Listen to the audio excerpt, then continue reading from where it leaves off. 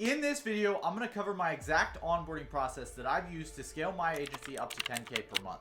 In the past week alone, I've onboarded a new client who has 1.3 million followers across all of his platforms. This is the exact same system that I use to onboard him. Onboarding is super important when it comes to agencies or service-based businesses. 63% of customers say that the onboarding process is the key to deciding what product or service to subscribe to. And 74% of customers say that they would switch solutions if the onboarding process is too complicated. This is why it's super important that you have a streamlined and simple process for onboarding. All right, so now that we know why onboarding is so important, I want to walk you through my exact system for onboarding and how everything works. So essentially right now, I want to walk you through my entire process. It's going to be my welcome mat framework. This is everything you need to know so you don't ever have to go watch another onboarding video and just get confused. I want to walk you through everything step by step right here, the most in-depth video that I can bring you. So first up, the first thing that needs to happen is the payment needs to get sent. A lot of people will try to do this onboarding stuff, do this without getting the payment. You don't want to onboard someone ever before the payment happens because they're probably not going to send the payment, or there's a chance that they might not send the payment. You don't want to get screwed over like that. That's a terrible feeling. So make sure that the payment sent has to be the first step no matter what. Before you send anything, payment sent. So there's two ways that I accept payment. I can do it through two different softwares that I use. Stripe is one. I can link that through my backend system, aka Go High Level, but we'll get a little bit more in depth into Go High Level later. Right now, I want to mainly talk about the payments. So Stripe is going to take big fees. Anchor is a solution that I found that doesn't take big fees. It takes $5 standard is all it's going to take because it uses ACH instead of credit card fees. So credit card fees are going to be a lot higher. For instance, Stripe is going to charge you like 1.75% and an extra like 30 cents on top. So if you're accepting a huge payment, let's just say like $5,000, you're going to lose 1.75% of that money. So you don't want to lose the money. You want to be able to collect as much as possible into your pocket and don't want to give it to Stripe or whoever. You don't want to give it to the payment processor. You want to take that money for yourself. So the first thing is payment sent. There's two ways to kind of set that up. Stripe, you can link it to your backend system through Go High Level, which is what I use typically for smaller payments like $300 to $1,000. Anything over that $1,000 mark, I'm typically using a platform called Anchor, which is lower fees. And the way I'm going to link that is through what's called a Zapier automation, or a Zap. So Zapier is a platform that I use a lot to automate different things. You can basically just link like one platform to another in any place. And yeah, Zapier is really awesome. So you can link an Anchor payment whenever that payment gets sent, take that email over and sync it into Go High Level or whatever your backend system is through Zapier as well.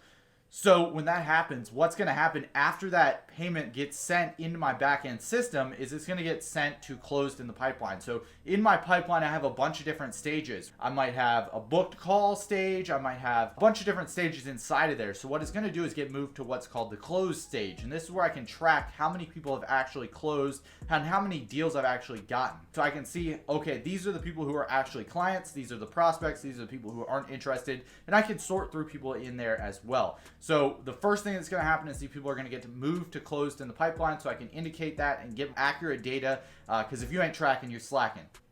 So next up is going to be our onboarding email. So whenever payment's sent, that's the second thing that's going to happen is our onboarding email. I do that through my backend system as well. I have a few different things that happen with mine. Yours might be different depending on what kind of stuff you're actually doing. But in this case, onboarding email for me, it's going to be my Google Drive folder, it's going to be my welcome video, and it's going to be my onboarding form. So those are the three main steps. My Google Drive, this is kind of the way that I lay everything out. Essentially, I have my meeting recordings, my thumbnail photos, I have everything that I need in there. And I use Zapier as well to create that automation to create the Google Drive folders. You can do this manually as well and create Google Drive folders for each client, but I just like to do it this way. Not every high ticket coaching program or high ticket thing is going to have these Google Drive folders, but in my case, this is what I use and this is my system. Like I said, this is the proven system that I use. So whether you take something away from that or not, what the real takeaway is here is look at what you actually need in your business and find a way to automate it and put it into a system so that it's not always manual.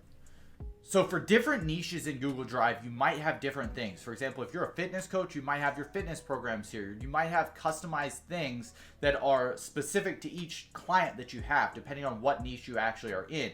So there's a lot of different ways that you can automate Google Drive and use Google Drive to your advantage. The really important thing is that it's a cloud-based platform, right? If it's not cloud-based, it can get lost on your computer and you don't want that to happen. You want to be able to share your assets with your people. For example, this is for my old video marketing agency. These are the exact things I asked for, and I still ask for these things It's just a little bit different depending on, what business model I'm in. So for my video marketing agency, for instance, I'm going to ask for imagery, I'm going to ask for logos, I'm going to ask for meeting recordings and thumbnail photos and everything like that. And I'm going to create these Google Drive folders in a way that is super organized so I can always find stuff and so I can continue to retain the clients and not make them annoyed. The kind of next thing after the Google Drive folders is my onboarding videos. This is going to be where I tell them what to do and what I need from them and welcoming them to the program. So essentially, I'm going to tell them that they're going to have an onboarding form coming to them, that they have their Google Drive link that has been created and that they can start adding assets in there to the brand assets folder. I'm going to tell them everything that they need to know, as well as welcoming them into the program. You want to make their decision right, because the longer they have without positive reinforcement from coming into your program,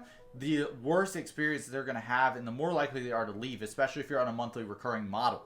So it's very, very important to welcome them to the program so they don't feel any sort of regret for joining. Next up after the video is the form. So in the video, I'm going to tell them about the form, but the video is going to be in that email as well. All this stuff is going to be in the onboarding email, but the form is just going to be a long form. For me, it is pretty long. There's a lot of steps in there. There's a lot of things that I go over, but it's very, very important that you have some sort of form so you can collect data and so you can get the information you need without having to harass the client, right? And so this might be something that sometimes I fill out on the kickoff call, and sometimes this is something that I fill out completely separately, but the onboarding form is super, super important. After the onboarding form, they're going to be redirected to book in a call. So typically I want the onboarding form done before the call. Sometimes I just schedule in a kickoff call manually. Whatever is the most frictionless for the client, do that.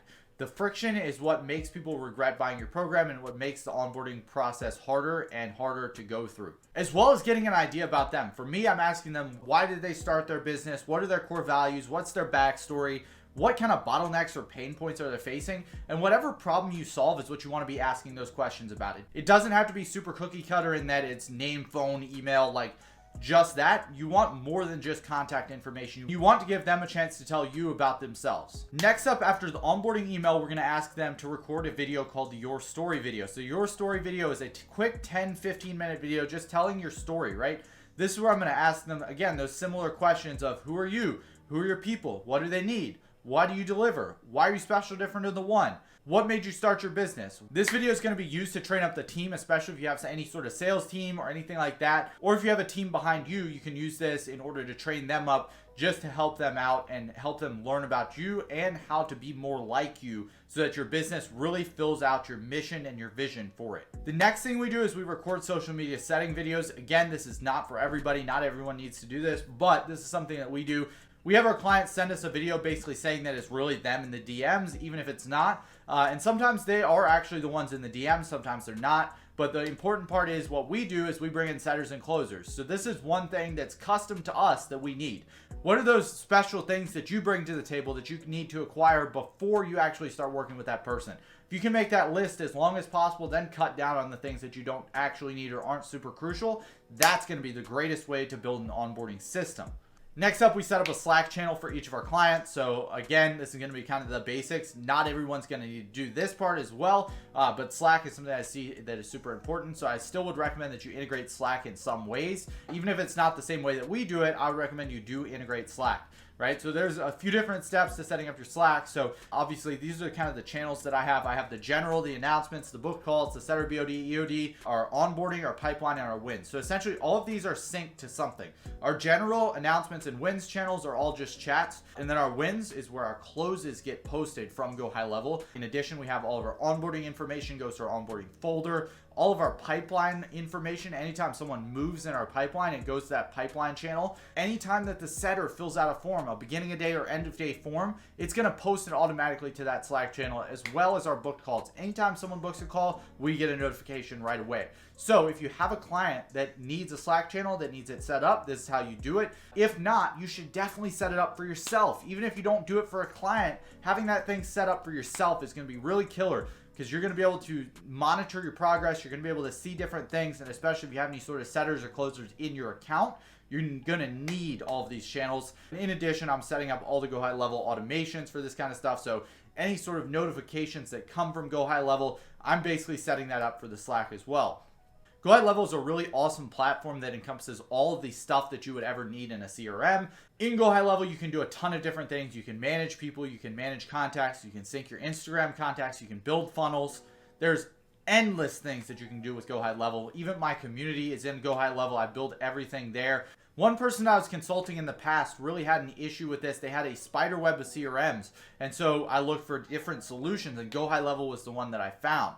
Go High Level encompasses everything all in one spot versus having everything spread out over different CRMs. This client had tons of different software that he was syncing all together through platforms like Zapier. And this created a spider web of CRM. So he was using ClickFunnels, he was using Kajabi, he was using ManyChat, he was using all these different softwares, and he could never find where his contacts were because they were all scattered all over different platforms. So one thing that I really like about Go High Level is it syncs with all the other platforms as well. So Slack, it works very well with Slack. I can get all my notifications in Slack through Go High Level. So anytime something happens in Go High Level, I can set up an automation very easily with Slack. In addition, Stripe is a really awesome platform like we talked about earlier. I can link that with Go High Level. So as soon as I get a payment through Stripe, I can automatically see that in Go High Level. I can move things around. I can build out all my automations and everything directly in Go High Level so that I don't have to have 10 different platforms synced all together. In addition, I like that I'm able to track my Instagram and Facebook setters. If I have anybody in those DMs, I can see that there, as well as managing anything with ads. Whenever I'm running ads or anything like that, I have a whole software there that I'm able to view different metrics and that kind of thing right directly in the software. The next thing I'm setting up is all my housekeeping stuff. So all my custom values, which is just going to be my stuff that's built out in the onboarding form. The custom values are essentially something that you can use across everything inside of your Go High Level snapshot. So for instance, if you have a logo and you think you might be changing it in the future, even if you don't expect to change it in the future, it's a great way to use custom values. You can put your custom value in the logo folder, say on an email and on all your funnels. Then if you just change it in one spot, it changes it everywhere across your whole page. So I really love to use custom values. Set up all my custom values first thing. That's the first thing I do when I get a new Go High Level snapshot. As well, I also use all my colors in there. So my primaries, my secondary colors, everything like that. All right, so the next thing that I do in Go High Level is I automate everything in my business. So everything throughout my business, I try to automate as much as possible because it takes out that human interaction. This does two things. First of all, I don't have to do it, so it's less work on my part. Second of all, it's usually more accurate, right? So things don't get messed up because Go High Level does it for me. And right, if Go High Level messes up an automation, that's a different issue, but that's a lot less likely to happen than me forgetting to do something or me having to do something manually. So automations are super, super important when it comes to this, just because you want to make sure that everything's consistent. The first thing that I do when I create a new Go High Level sub account for my clients is I fix all the automations. So essentially I import all of my snapshot that has everything that I might need in it, all my automations, my funnels, all my templates. Then I go into the automation section and fix all the ones that are drafted, meaning that all the ones that aren't published, that aren't automatically set up, that I might have to change something on, whether that's linking a Slack channel or changing a message to be custom for this client. Those are kind of the things that I'm doing in this stage. I'm fixing all the automations that aren't already fully set up, because some things will have to be custom built for the client, right? They're going to be built, but I just have to add in a few things. So this saves a ton of time. And if you want to learn more about my Go High Level snapshot, I'm not trying to sell you anything, but check the first link in the description. You can get my high level snapshot there. But the next thing that I do is I go into creating my Notion team space. So this is essentially going to be the spot where I go in and manage everything in Notion. Notion is a platform that does everything. I love Notion. I think that it's really, really awesome. And essentially I have a spot where I can manage everything for that client, whether that's sales assets, whether it's, that your story video, whatever it is, I can manage it all here. I can track different metrics and that kind of thing using my Notion template. And yeah, that's kind of the next step. And that's the last step of what I do before the call. But as we saw over here, whenever someone fills out the onboarding form and they book a call, as you can see, we have an onboarding call. So I think that's really important as well, because it just adds that extra little personalized touch, because people buy from people, they don't buy from businesses. So they want to have some sort of personal interaction with somebody at the company, and they want a connection, right? When you think of really bad software that has, let's just say, terrible support, what you're really thinking of is the fact that you don't have a high level connection there. So whether that's a onboarding person or whether that's yourself, having one-on-one onboarding call is a great way to increase the retention long term, because people actually learn to love your business.